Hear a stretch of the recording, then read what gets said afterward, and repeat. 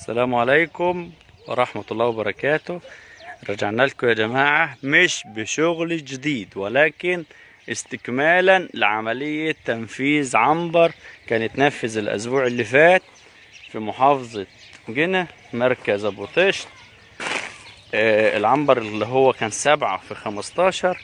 هنوافيكم بالعنبر بعد ما اتشطب وكمل، وهنشرح لحضراتكم كل شيء عن التفصيل بما يرضي الله. تعالى ندخل كده ونشوف الفيديو. امسك معايا يا عم شعبان. بسم الله الرحمن الرحيم.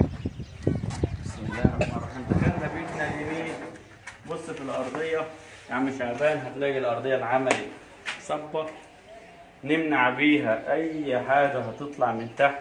هنضمن من خلالها النظافة في عملية جمع الحمام وسبلة الحمام أو الزبل. بسم الله ما شاء الله، الفخار بتاعنا كله تمام. عملية السلك اتركبت داير العنبر كله.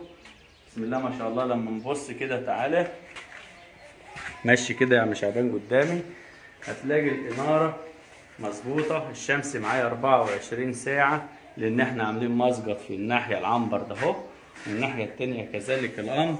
والسلك لافف العنبر كله من دورانات السلك كله العنبر كله. الحمد لله. التصميم ده اهو بسم الله ما شاء الله تصميم محترم ثابت النجاح، مش مكلف خالص. يعني لما نبص ان احنا هننفذ ده اهو مش مكلف خالص.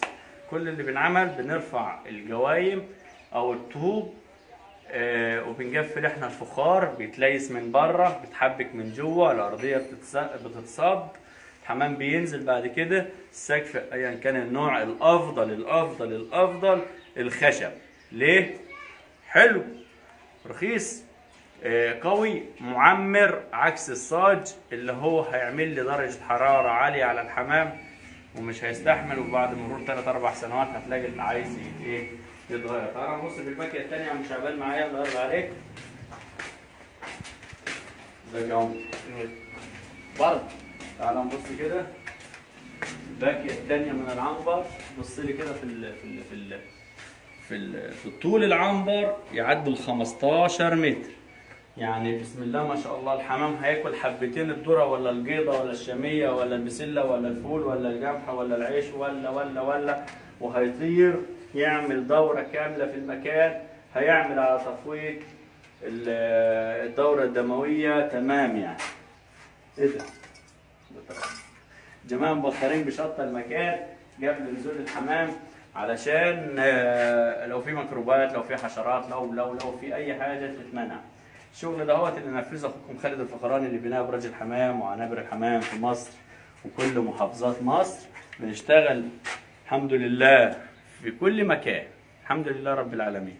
نفذت المزرعه ديت من 10 ايام او من 15 يوم. رجعنا تاني بصينا على شغل وجالنا شغل جديد في المكان على سمعتنا وعلى شغلنا، الحمد لله رب العالمين. الشغل واضح لحضراتكم، مش محتاج مزايدة من حد، مش محتاج كلام، مش محتاج كلامي أنا شخصيا، مش محتاج شرح. عم ناصر صاحب المشروع صورت معايا قبل كده.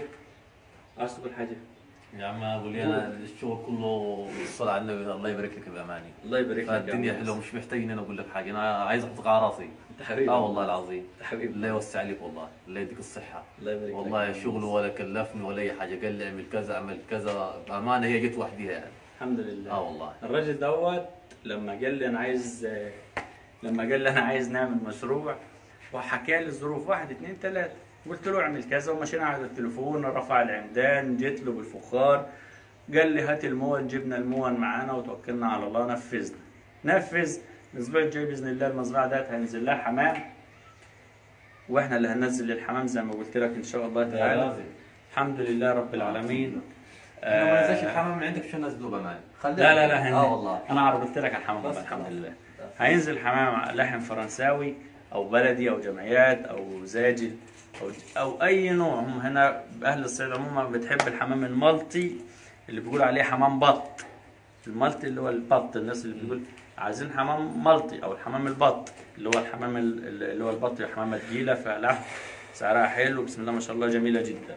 مش عندنا بحري. فعايزين حمام تقيل عشان الناس تعرف تاكل يعني. حاضر، من عيني باذن الله تعالى. هننزل الزراعة بإذن الله، وهنعمل فيديو تاني بإذن الله مع تنزيل الحمام. أنا خلصت كلام. اللي عايز أي استفسار في أي وقت، تليفوني مكتوب على الشاشة 010 6 9 10 41 96. ما تنسوش تعملوا لنا إعجاب للفيديو واشتراك للقناة عشان يوصلكم كل جديد معانا. معكم أخوكم خالد الفخراني في أبراج الحمام وأبراج الحمام في مصر وكل محافظات مصر. السلام عليكم ورحمة الله وبركاته. اقفل يا شعب.